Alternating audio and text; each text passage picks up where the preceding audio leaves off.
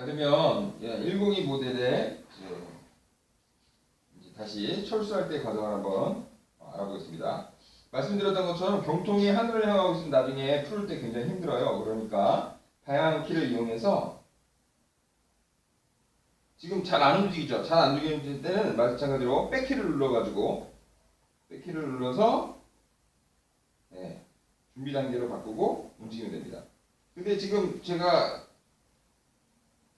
누를 때마다 지금 만원경이 움직이고 있는데 지금 속도가 6이에요. 모터 속도가 6. 그러니까 잘 안 움직여요. 그럴 때는 좀 속 터지잖아요. 그럴 때는 여기 지금 패드 맨 우측 아래 보면 모터 스피드라고 있습니다. 모터 스피드를 이렇게 누르면 요 지금 액정 우측 상단에 지금 6이라고 써 있고 지금 깜빡깜빡해요. 그러니까 6으로 움직이고 있다는 거예요. 근데 지금 빨리 움직이고 싶으니까 모터 스피드를 누르고 깜빡깜빡거리면 깜빡깜빡거릴 때 숫자 9를 눌러보고 있습니다. 자, 이거 보세요. 빨라졌죠? 이렇게 빨라졌습니다. 자, 그러면 다시 경통을 내려서 경통이 수평으로 올 때까지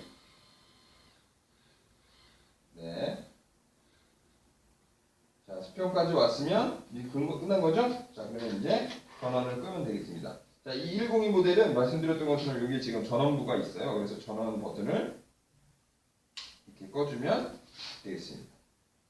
그죠? 자, 그 다음에 핸드 컨트롤을 먼저 전원부터 빼주는 게 확실하겠죠? 그래서 전원부를 빼고 컨트롤.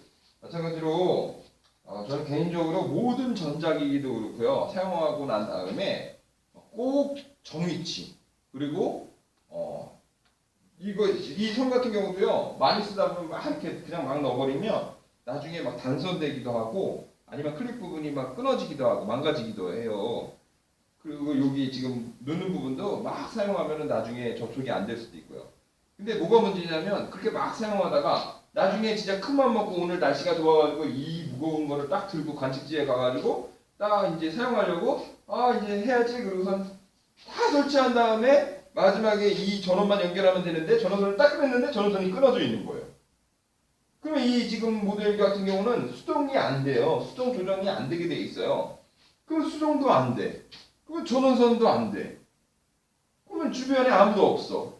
그럼 기껏 고생해가지고 와가지고 찍으려고 이제 보려고 와가지고 결국에는 이 하나 때문에 못한다는 거죠.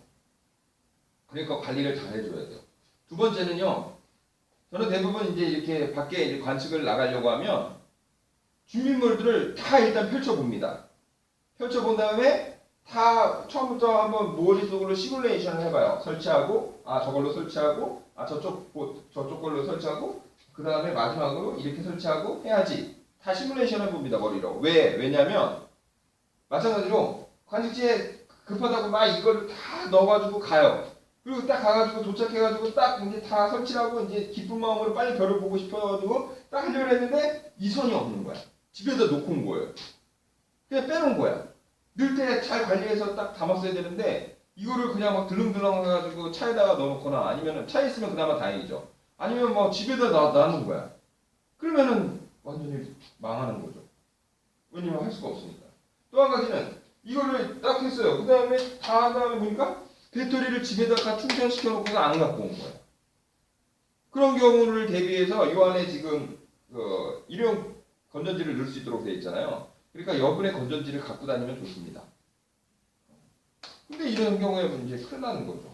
그러니까 꼭 장비를 잘 다루고 그리고 잘 한번 체킹을 한번 해봐야 됩니다.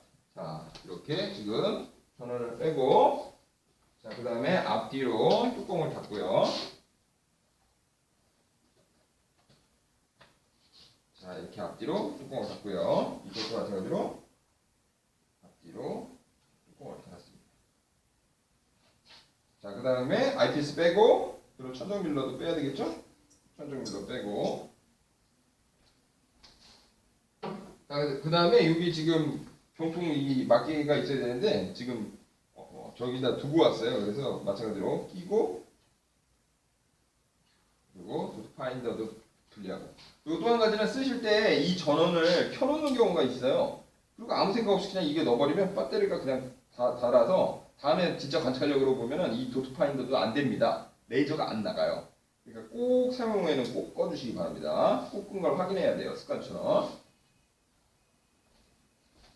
아니면 뭐 때에 따라서는 도트 파인더를 빼고 광학 파인더를 여기다가 넣어가지고 사용하셔도 됩니다. 네. 그리고 마찬가지로 여기 지금 완전히 끝까지 집어넣어주고요. 자, 그 다음에 핸드 컨트롤을 빼줍니다. 자, 액세서리를 먼저 분리해주고 있어요. 그래서 여러분들도 액세서리를 먼저 분리해놓는 것이 나중에 편합니다. 그리고 마찬가지로 경통을 한 손으로 꽉 잡고 나사를 풀러서 빼주고, 그래서 경통을 완전히 빼줍니다. 이렇게 빼주고, 그 다음에 이제 가대를 근데 습관이 되면 몇 번 이제 반복적으로 해서 이제 눈에 선해지면 오히려 고민하지 않아도 따다다다 금방 철수는 금방이에요. 설치하는 게 오래 걸리지 사실 철수는 금방 합니다. 분리를 하고 마찬가지로요. 이 사용하다 보면 천정 부분에 이 만원경 경통이 이렇게 천정 부분까지 향하면 이쪽에 걸려요. 삼각대에. 어떨 경우에는 막 삼각대를 치면서 막 묶어가지고 막 득득득득 되기도 해요. 그러니까 그럴 때 대비해서 자, 이 가드랑 이제 삼각대 사이에 피어라고 해가지고 연장 통이 있습니다. 연장통. 그래서 연장할 수 있는 통이 있어서 이렇게 고도를 높여주면 이렇게 지금 경통이 이렇게 밑에까지 내려와도 아래에 닿지 않겠죠. 그래서 피어를 사용하면 좋은데 지금 피어가 없으니까요.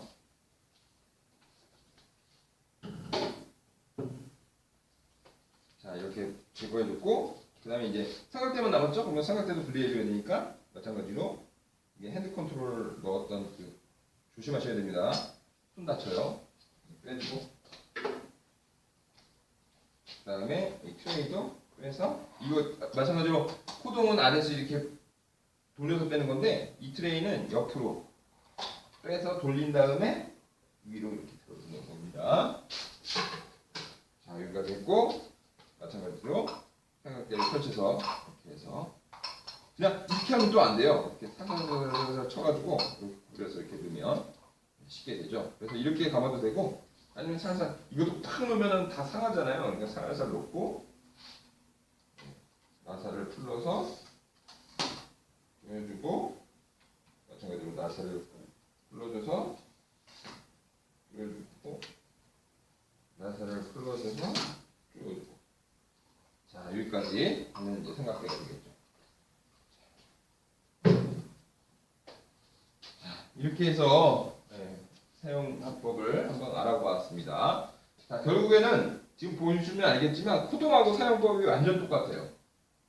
지금 완전 똑같아요. 그냥 다만 지금 말씀을 안 드렸는데 우리가 코동이라고 그 불리는 만안경이 셀레스트론에서 나온 90 GT 모델인데 90이라고 하는 거는 그 만안경의 앞에 이제 경통에 요 지금 렌즈의 구경이거든요. 구경 지름.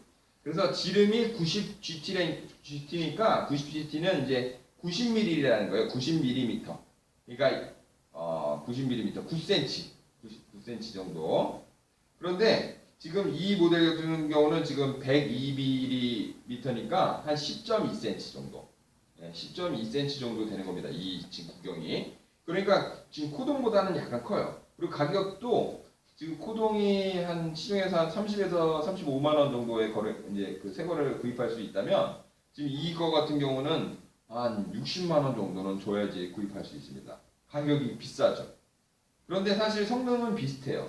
뭐 90이나 100이 물론 만화경은 경통이 구경이 깡패라고 구경이 큰 것이 무조건 좋습니다만 90이나 100이나 어차피 안시간증용이기 때문에 거의 성능은 비슷합니다. 고투 기능도 똑같고요. 그래서 이렇게 사람들이 많이 사용하지는 않습니다. 다만 이 지금 102 SLT 모델의 장점은 구경이 좀 큼에도 불구하고 경통이 원래 구경이 이 정도 되면 경통 길이가 한 이 정도는 돼야 돼요. 코동이 지금 90mm인데 경통이 한 요만하거든요. 그러면 얘는 지금 경종이 100mm니까 원래 초점거리가 더 기니까 한 요 정도 돼야 됩니다. 한 초점거리가 1000mm까지는 돼야 돼요. 원래 경종이 이만해야 되는데 소지하고 갖고 다니기 쉽도록 경종 길이를 짧게 만든 거예요. 그러니까 렌즈의 굴절률을 바꿔준 거죠. 그래서 더 초점이 원래 여기서 맺혀야 되는데 초점이 더 짧은 곳에 맺히도록 만들어준 겁니다. 그래서 얘 초점거리를 보면 660mm밖에 되지 않아요. 660mm. 그러니까 660mm밖에 되지 않아요. 그러니까 초점거리가 굉장히 짧죠. 그래서 경통이 이제 굉장히 짧아진 겁니다. 그러니까 휴대하기도 좋고요. 갖고 다니기 좋고. 대신에 굴절만 환경의 가장 큰 단점이 색수차인데 이 경통 그렇지 않아도 색수차가 발생할 텐데 이 경통 길이를 더 짧게 한다고 렌즈를 더 바꿔주니까 색수차가 더 발생할 수밖에 없어요. 그런데 이 셀레스톤에서 이제 그 색수차를 줄이기 위해서 렌즈에 이제 특수한 이제 기능을 한다든지 뭐 어떤 이제 공학적으로 이렇게 바꿔서 색수차가 발생하지 않도록 최선을 다해서 하긴 했지만 그래도 색수차가 어느 정도 있을 수도 있습니다. 그러니까 결국에는 이렇게 짧은 만안경은 주로 여기다 해가지고 나중에 사진 촬영을 한다든가 이런 데 사용하기보다는 주로 그냥 안시관측용으로 눈으로 볼 때는 그렇게 색깔의 왜곡이 그렇게 심각하진 않으니까요. 그래서 안시관측용으로 주로 사용한다는 거. 그래서 이 모델을 뭐 주로 이제 사진 촬영하기 위해서 102 모델을 산다. 이거는 좀 맞지 않는 거고요. 그래서 주로 이제 안시관측용으로. 근데 다만 코동하고 지금 사이즈는 좀 더 크지만 어차피 성능은 안시관측용으로 비슷하니까 굳이 더 비싼 돈을 주고 이것을 살 바에야는 코동을 사는 것이 더 효율적, 가성비가 좋을 수도 있다라는 겁니다. 참고로 이제 코동은 원래는 코스트코라고 하는 그 마켓에서 102mm짜리 굴절만 안경을 처음에 팔았어요. 아마 제가 알기로는 102 GT인가 뭐 그런 모델을 팔았었는데 그래서 그걸 우리가 이제 별지기 분들이 처음에 이제 코망이라고 불렀죠. 코망. 코스트코 만안경. 그러다가 이제 코스트코에서 코동을 팔기 시작한 겁니다. 90GT 모델. 그래서 코망, 코스트코 만안경의 동생이다 해서 코동이라고 불렀어요. 그러면 얘는 우리가 주로 사용하지 않으니까 많은 분들이 사용하지 않으니까 얘에 대해서 닉네임은 없습니다. 사실은 부르지 않아요. 하지만 지금 그 102GT보다 102GT랑 구경은 똑같은데 조금 더 고가의 모델이고 뭔가 기능이 추가가 됐으니까 굳이 제가 부른다면 뭐 코형 정도, 코망의 형, 코형 정도라고 불러도 무방할 것 같지만 이렇게 우리가 사용하기에 그렇게 적합하지는 않다. 같은 가격대면 사실은 이 지금 102 SLT 모델을 60만 원 정도 주고 살 바에는 60만 원 주고 살 바에는 조금 더 보태서 그 위급의 만안경을 굴절 만안경이나 이런 만안경을 사는 것이 조금 더 좋지 않을까라는 생각을 해보는 것이죠. 자, 여기까지 설치 및 그리고 분해 그리고 철수 과정을 한번 알아보았습니다.